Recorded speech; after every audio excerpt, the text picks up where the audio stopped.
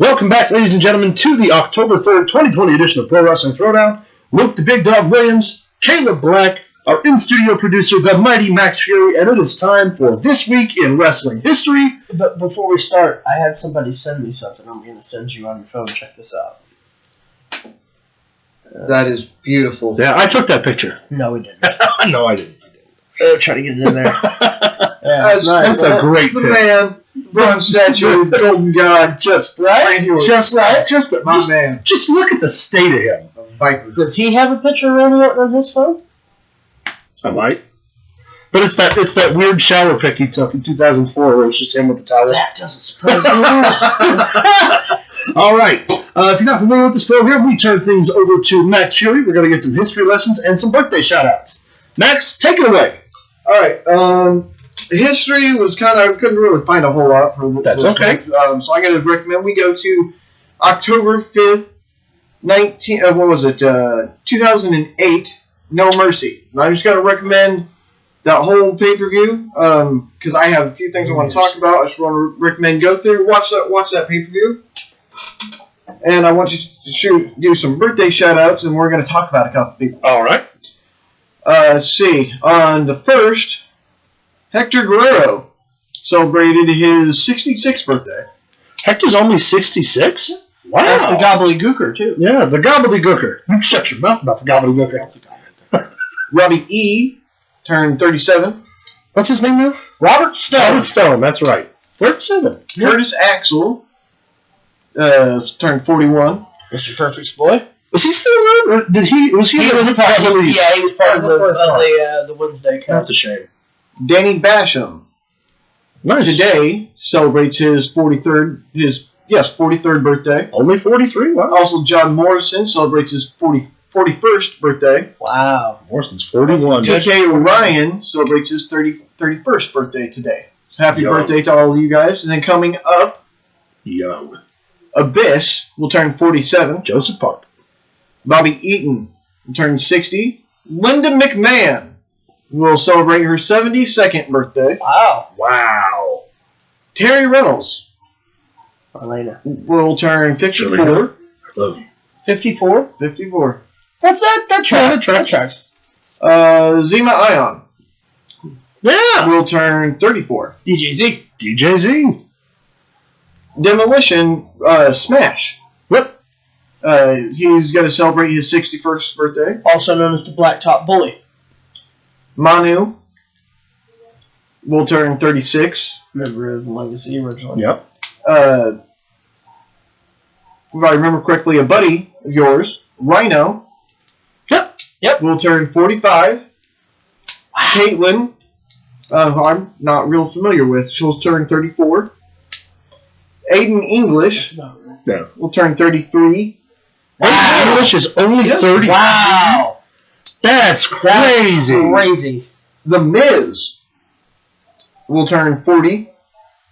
His tan will turn 74. So both members of Team Eminem will Are celebrate having a- birthdays. Wow, yeah. Well. No, there's a Morrison. I guess you count that as Eminem. Yeah. That's what I loved Johnny Nitro and Morrison when they were together. It's under that. And that was a great tag team in my opinion. Actually, it was Mercury. Mercury and Morrison. Yeah, Johnny Nitro was his name. And Joey Right. Eddie Guerrero would have been his birthday. We're going to talk about him here in just a second. Viva la Raza. Stevie Richards will celebrate his 49th birthday. Wow. Wow, that's a kick in the pants. And that goes through the week. Now, I want to talk about, first off, as I just said, it would have been Eddie Guerrero's birthday coming up. Yeah. Yeah, it would have. Take just a minute, recap a little bit of Eddie Guerrero for me. I mean, what's Where there do we not start? to know? Yeah. Eddie Guerrero, part of the famous Guerrero family. His name really wasn't Eddie. It was Eduardo. Because Eddie doesn't... In Mexico, Eddie isn't a name. Which I always found kind of interesting. Yeah. I also found it interesting in WCW, they spelled it EDDY. Yeah. Guerrero, which was kind of different.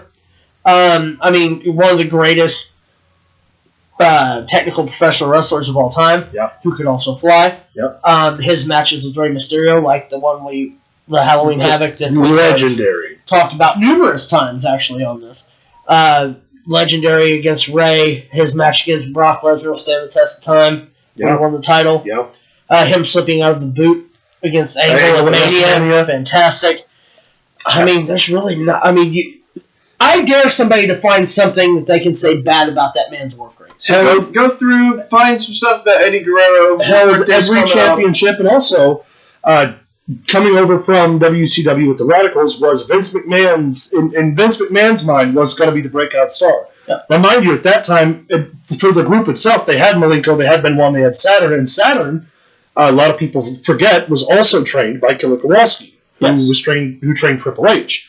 And everybody thought coming over that Saturn was finally going to get his big singles push in the WWE and was on par and on track to be a major single star.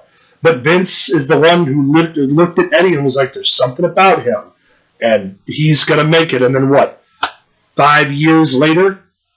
6 years later? Ends up becoming WWE champion for the first time and was going to, before his untimely passing, was on track to be world champion again. He was going to beat Batista and ride that all the way to WrestleMania, where he was booked to have a match with Shawn Michaels. Talk about a match that we never got. That good Lord, that would have been. That maybe that'll be on one of our what-ifs. That's also hold on. Also with Eddie, one of the major feuds that he had that never had a pay-per-view match was against Stone Cold Steve Austin. He had a running feud with Austin. And it never went to pay-per-view, yep.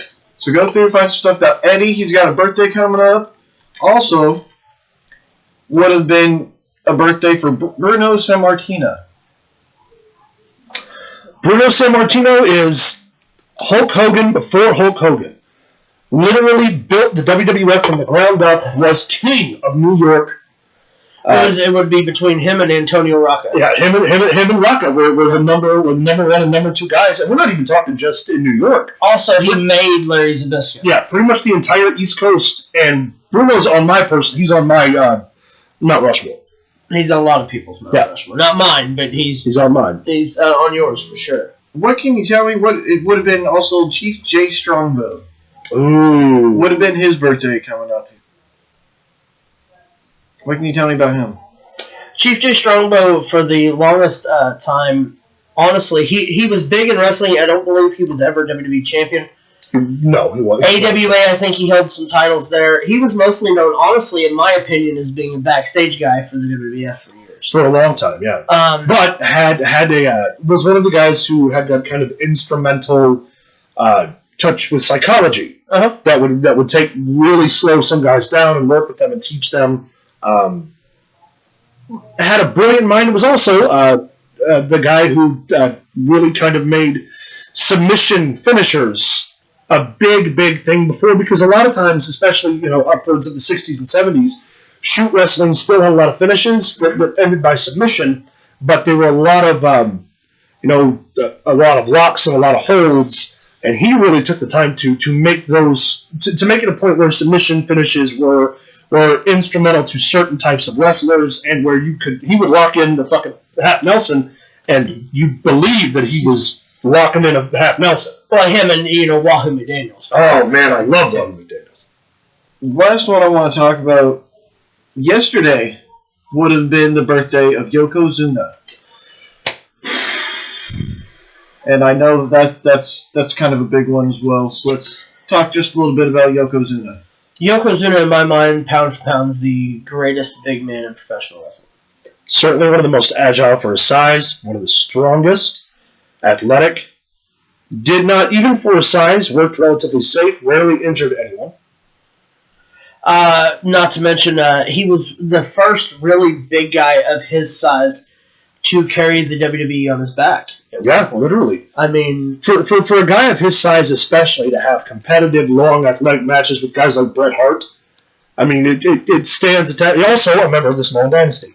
Yes. So you have to take into consideration that he is double tough as just a regular person. Not to mention, in the day, he was a Samoan playing Japanese. Yeah. I mean, they didn't allow him to talk because he always had a translator or a mouthpiece. Jim Cornette was his American handler. His handler. I love that him that's and what they Fuji. called him, a handler. Yeah. His American spokesperson. Yeah.